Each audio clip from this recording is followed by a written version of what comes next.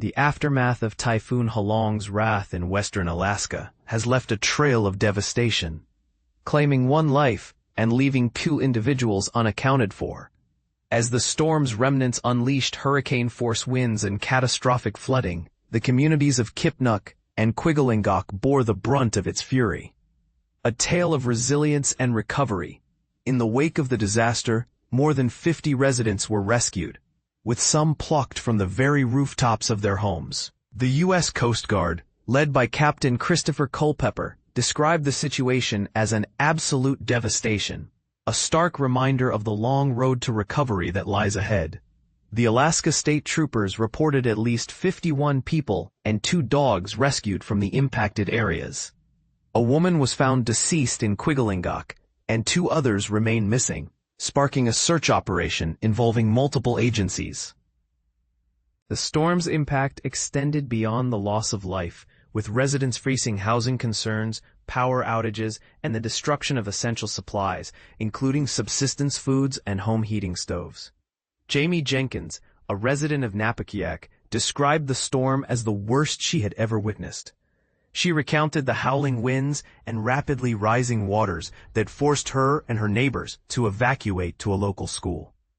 Adeline Pete, from Kotlik, echoed the sentiment. Speaking of the unprecedented strength of the winds that flipped an unoccupied house nearby, the climate change factor. But here's where it gets controversial.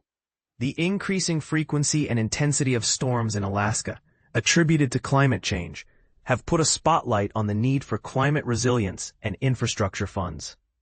Alaska's senators, Lisa Murkowski and Dan Sullivan, emphasized the importance of these funds during a news conference, with Murkowski highlighting the urgency of acting now to mitigate the impacts of climate change.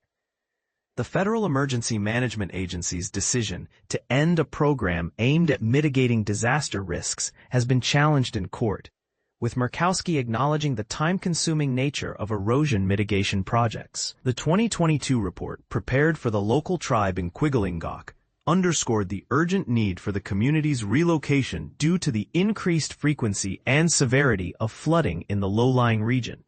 Erosion and melting permafrost pose significant threats to Alaska's infrastructure and communities, highlighting the dire consequences of climate change. As the state grapples with the aftermath of Typhoon Halong, the focus turns to resilience and the critical need for adequate funding to address the growing challenges posed by a changing climate.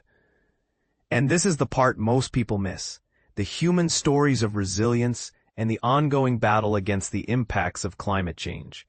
What are your thoughts on the matter? Do you think enough is being done to address climate change and its consequences? Share your thoughts in the comments below.